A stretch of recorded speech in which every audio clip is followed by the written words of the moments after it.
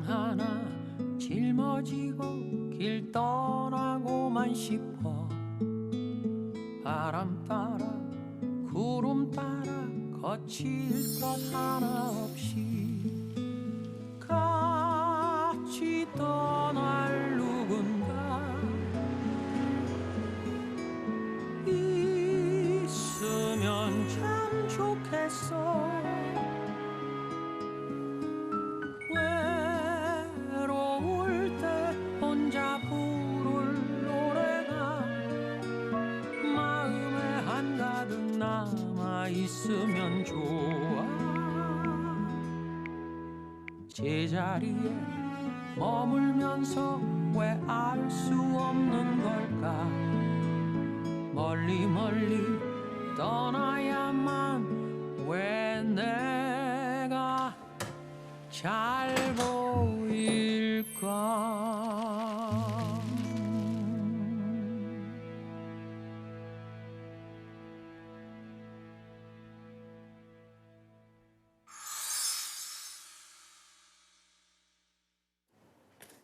안녕하세요. 아이고. 네. 안녕하세요. 네, 반갑습니다. 아이고. 네, 안녕하세요. 네, 어서 오세요. 안녕하세요. 네. 앉으시죠. 네, 아유 고맙습니다. 불러주셔갖고.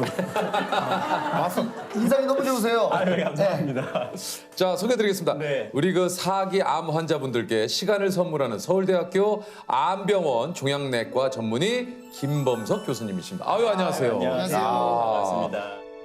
페오포트라고 혈관에 잘 늘러붙는 세균이에요. 항암약은 시스플라틴이라고 하는 약으로 해가지고 일주일에 한 번씩.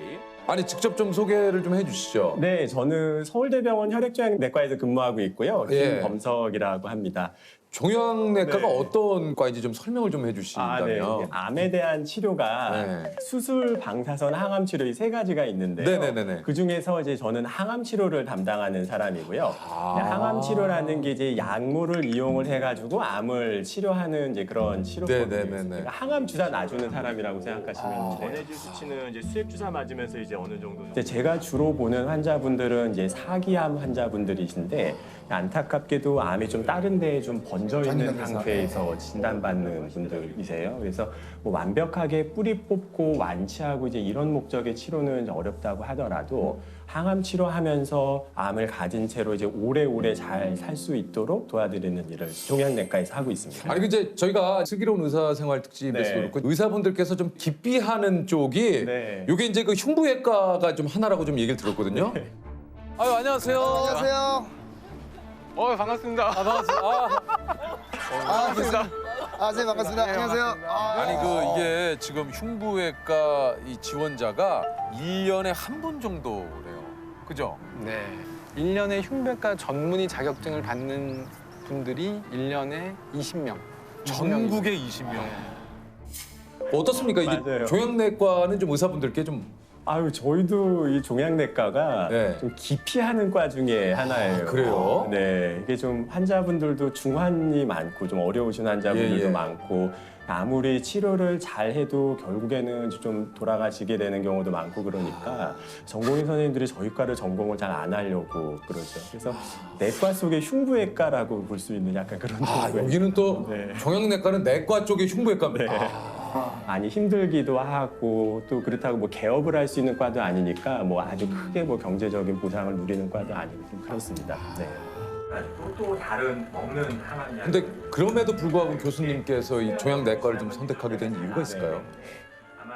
이제 제가 어렸을 때 저희 아버님이 폐암으로 돌아가셨어요. 원래 담배를 좀 많이 태시기는 하셨는데요. 이제 굉장히 건강하셨었거든요. 근데 제가 중학교 2학년 때 이제 폐암을 이제 처음 진단을 받으셨고 수술을 했었는데 안타깝게 재발하고 그러면서 이제 고등학교 1학년 때 돌아가셨는데요. 그때는 뭐 암에 대한 치료법이 뭐 마땅한 게 없었어요. 지금이야 뭐 수술도 좋아지고 약도 많아지고 뭐 이랬었는데 그 당시에는 이제 재발되고 나서 그러고서는 별다른 치료도 못 받아보시고 그냥 돌아가셨었죠. 이제 특히 이제 제가 아직도 좀 잊혀지지 않는 거는 돌아가시기 한 달쯤 전이셨는데 그때 아마도 지금 생각해보면 이제 폐암이 이제 뼈로 전이되고 뭐 이러고 굉장히 통증이 심하셨었던 때였거든요.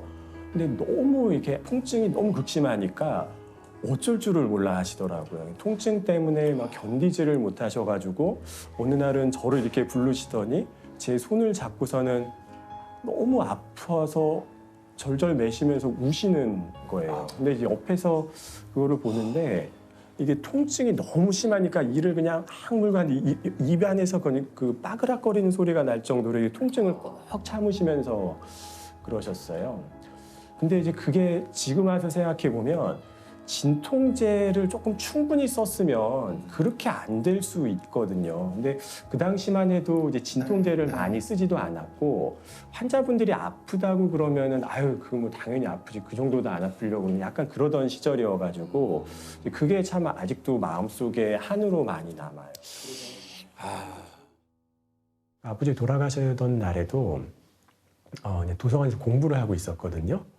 근데 그날따라 공부도 잘 안 되고 마음도 좀 이상하고 그래서 아버지 안 좋으신데 오늘 병문안이나 한번 가봐야 되겠다. 그러고서는 이제 병문안을 갔는데 침대에 아버지가 안 계신 거예요. 침대에 이름이 다 빠져 있고 그래서 옆에 환자분한테 저희 아버지 찾아왔는데 자리가 바뀌었냐 어떻게 했냐 그랬더니 오전 돌아가셔가지고 영안실 가셨다고 그러시더라고요. 그래서 그렇게 해서 아버지 죽음을 이제 처음 접하고 나니까 상당히 오랜 기간 동안 많이 힘들었죠. 지금은 좀 약간 후회가 돼요. 왜냐하면 만약에 그때 아버님이 그렇게 안 좋았었다는 거를 제가 알았었더라면 공부를 하는 대신에 아버지랑 시간을 많이 보냈을 것 같고 아버지랑 대화를 많이 했었을 것 같은데 아버지랑 추억을 많이 못 만든 게 굉장히 좀 아쉬워요. 혹시 그 암 환자분들께서 이렇게 좀 잘못 알고 계시는 것들이 좀 있다면 어떤 게 좀 있을까요? 진통제를 많이 쓰면 빨리 죽는다 이런 얘기를 좀 하시는 경우가 있어요. 네.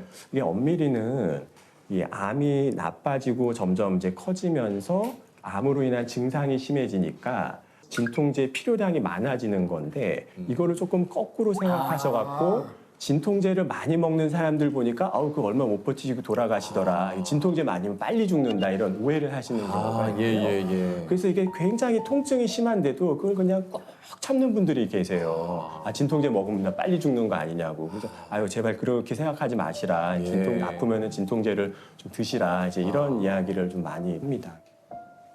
도대체 인류에게 있어서 이 암은 네. 언제쯤 정복이 될 수 있을까요? 암은요 정복이 안 돼요. 안 돼요? 제가 말을 좀 너무 극단적으로 해가지고 죄송한데요. 안 됩니까? 네.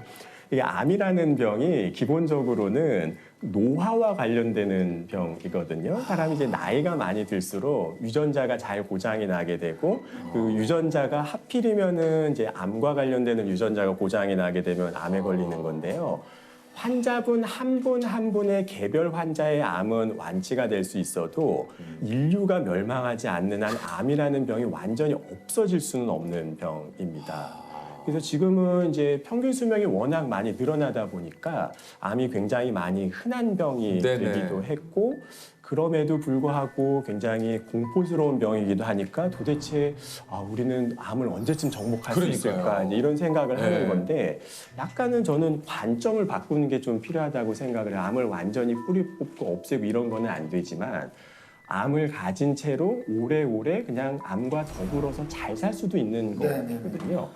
그런 측면에서는 또 너무 암이 정복이 안 된다고 슬퍼하시거나 그러진 않으셔도 될 것 같아요. 그러니까요. 아니 근데 이게 이제 환자분들을 사실 이제 치료하시다 보면 어느 순간에 이제 남은 시간에 대해서 이렇게 또 얘기를 하셔야 될 때도 좀 있지 않습니까? 근데 이거 참 쉽지 않을 것 같아요.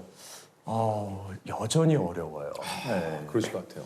이게 이제 저는 이제 어쩔 수 없이 이제 직업적으로 안 좋은 소식을 많이 전할 수밖에 없거든요. 그러니까요. 뭐 암을 진단받은 사실, 그다음에 뭐 수술이 불가능할 정도로 많이 번져 있다는 거, 그다음에 이제 남은 기간이 많지 않을 수 있다는 얘기, 이제 이런 이야기들을 이제 어쩔 수 없이 많이 할 수밖에 없는데.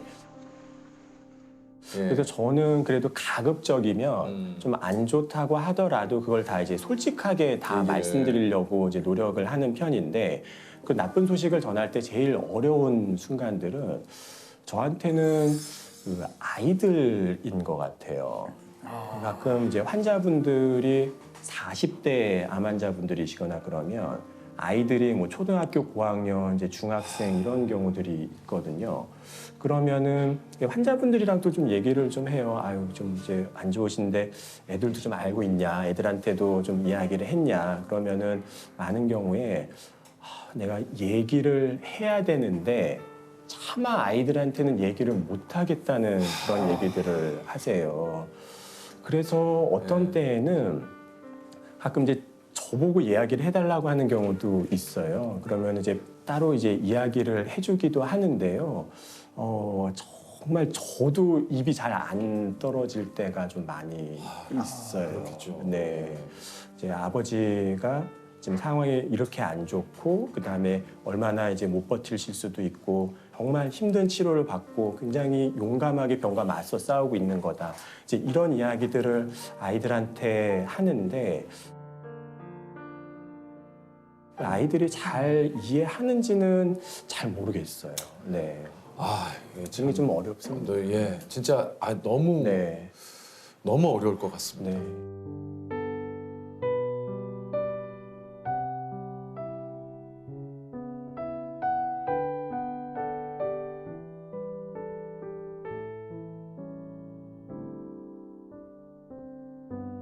바람이 부네요 춥진 않은가요 밤 깊어 문득 그대 얼굴이 떠올라 가슴 뛴 그대 미소 떨리던 그 목소리 많은 사람